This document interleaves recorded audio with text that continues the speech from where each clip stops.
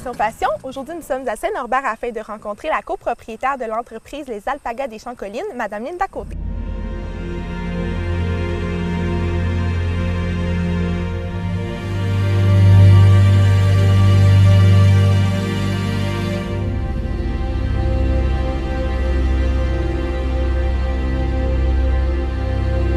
Bonjour, vous allez bien? Oui, ça va bien, toi? Oui, merci. Alors, d'où vous vient cette passion pour les alpagas? C'est parti.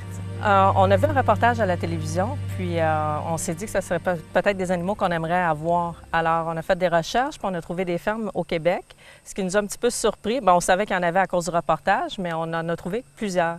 Et puis, on a commencé à visiter différents endroits à travers le Québec pour voir un peu comment ça fonctionnait, puis si ça pouvait fonctionner. Ensuite, ça, c'était au mois de septembre. Au mois d'octobre, on achetait notre premier alpaga. Et puis, à la fin d'octobre, on faisait venir notre deuxième alpaga de la Nouvelle-Écosse.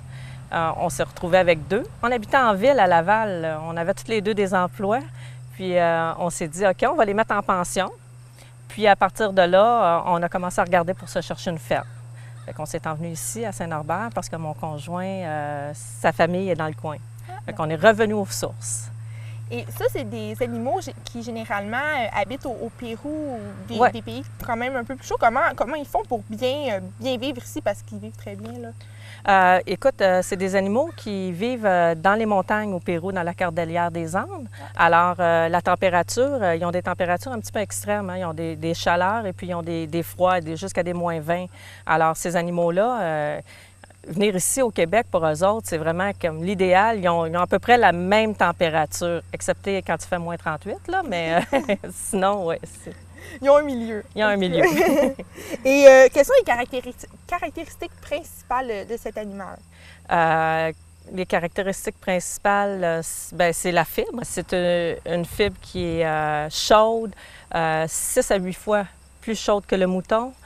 C'est une fibre aussi qui est hypoallergène, qui est calorifique. On ne transpire pas avec l'alpaga, c'est 0 de transpiration.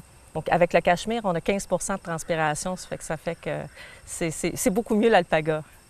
Et est-ce que l'alpaga change de comportement différent des saisons ou Bien, à la saison des amours, à la saison des amours, effectivement, le mâle va avoir un bruit, un son. Il va laisser savoir à la femelle que là, lui, il est prêt à avoir la femelle. Puis la femelle, elle va se coucher par terre si elle n'est pas enceinte. Puis à ce moment-là, un coup qu'elle est couchée par terre, on peut vraiment faire ce qu'on veut avec cet animal-là. On peut y couper les ongles, on peut y toucher. Parfois, là, ils vont être tout le troupeau, quasiment un par-dessus l'autre pendant que le mâle fait la saillie à la femelle. Fait que c'est vraiment exceptionnel. Puis sinon, en général, non. Tout ce qu'ils font, c'est se tenir ensemble puis brouter. Oui. Les femelles ne sont pas agressives quand ils sont enceintes ou... Ah non, pas du tout. Ils ne sont pas agressives quand ils sont enceintes. C'est sûr qu'ils sont très protectrices de leurs petits. Si on les manipule, puis ils sentent que le petit n'aime pas ça, bien, ils peuvent nous cracher dessus. Ouais. Et est-ce que les mâles sentent de la compétition? Est-ce qu'ils se battent entre eux pour avoir la femelle? Ou... Oui, les mâles, oui. Parfois même, on va avoir besoin de plusieurs pâturages pour les mâles parce que si on en a qui sont plus reproducteurs que d'autres, effectivement, eux autres, ils vont montrer. C'est des machos. Hein? On les appelle les machos. C'est vraiment de là qui vient le mot macho. C'est que le mâle, c'est le reproducteur, puis il va prendre la place des autres. Mais c'est sûr que c'est nous autres qui amènent le mâle à la femelle, alors il n'y a pas le choix. Et ça a vu combien de temps un alpaga? Entre 15 et 25 ans ici au Québec. Parce qu'ils sont vraiment dans des conditions idéales. Là. On leur donne une bonne moulée. C'est un produit qui a été développé pour les éleveurs d'alpaga au Québec. Ils ont un bon pâturage, puis on leur donne un bon foin aussi. Ah, c'est génial. Alors, ici, c'est vraiment la place où est-ce qu'ils peuvent vivre le plus longtemps? Probablement peut-être aussi dans l'Ouest canadien. Ah, là. Oui. Plus en Europe, ici, en Amérique. Au Pérou, c'est parce qu'ils vivent vraiment dans les conditions naturelles sans avoir... un encadrement, comme nous autres, on leur donne un encadrement. Est-ce que c'est un animal qui est rare? Rare. Écoute, c'est comme... c'est pas rare, mais c'est un animal, il y en a 4 millions à travers le monde. C'est pas beaucoup. C'est pas, par rapport aux moutons, qu'il y en a, je pense que c'est 600 millions. c'est vraiment à cause de ça que ça en fait peut-être un animal plus rare, mais tout le monde essaie de reproduire puis d'avancer la race. Là. Mais c'est pas considéré comme un animal en voie d'extinction? Non, c'est pas considéré comme un animal en voie d'extinction, pas du tout. Est-ce qu'ils aiment être en groupe ou sont plus solitaires? Ils sont grégaires, ils préfèrent être en groupe. Oui, est-ce qu'ils suivent comme des petits moutons? Est-ce qu'ils sont toujours en train de jouer ensemble? Oui. Ils sont souvent ensemble. Ici, c'est quand même un petit pâturage, alors c'est sûr que des fois, tu vas en avoir une là, puis tu vas en avoir un autre là, mais je veux dire, si tu regardes en ce moment, ils sont encore tous ensemble. Ils ne se tiennent jamais loin un de l'autre.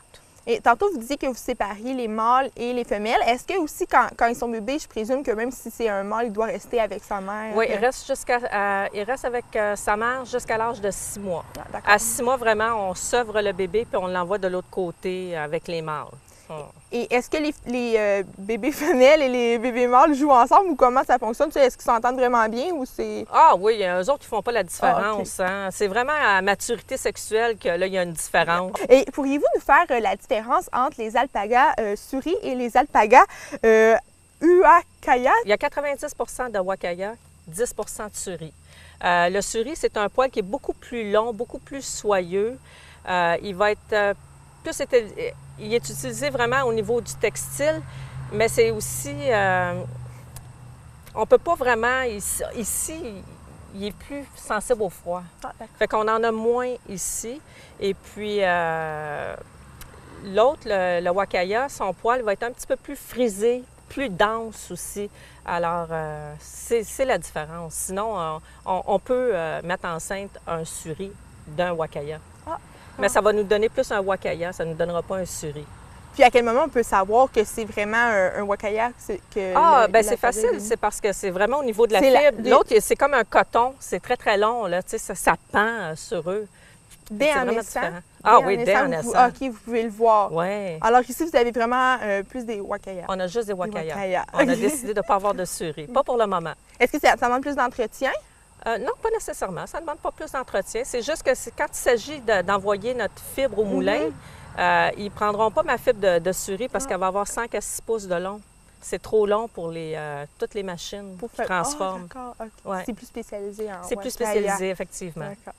Et quelles sont les particularités, on en a parlé un peu tantôt, mais de la laine d'alpaga, c'est vraiment très... c'est vraiment... c'est une qualité supérieure. Premièrement, on envoie, nous autres, notre fibre, notre laine. On l'envoie dans un laboratoire pour chaque animal pour vérifier le micron. Le micron, c'est l'épaisseur du cheveu. Nous, les humains, on a 60 de microns. Un alpaga, à la naissance, il peut avoir un bon alpaga, 16 de microns. Alors, c'est vraiment, vraiment doux. Et l'autre particularité, c'est, comme je disais plus tôt, c'est très chaud. C'est 6 à 8 fois plus chaud que la laine de mouton. C'est hypoallergène et c'est aussi calorifique. On ne transpire pas avec la laine d'alpaga. Puis ça nous permet, l'alpaga, à cause que ses poils, c'est à peu près entre 3 et 5 pouces de long, ça nous permet vraiment de faire beaucoup de choses avec la fibre. On peut faire des gros chandails en grosse laine, autant que des petits chandails, là, un peu comme le cachemire. On peut faire du feutre, on peut tisser. Alors, ça nous donne là, un grand éventail. On sert de la fibre moins bonne pour faire de la bourre, pour des oreillers. C'est vraiment fantastique. C'est très spécial au toucher aussi, hein? Oui, c'est très doux. Sur l'animal, c'est très, très doux. Oui, je peux vous montrer plus tard si vous voulez. J'ai ouvert une fibre, je l'ai mis sur un plateau pour que vous puissiez voir un peu puis toucher la fibre.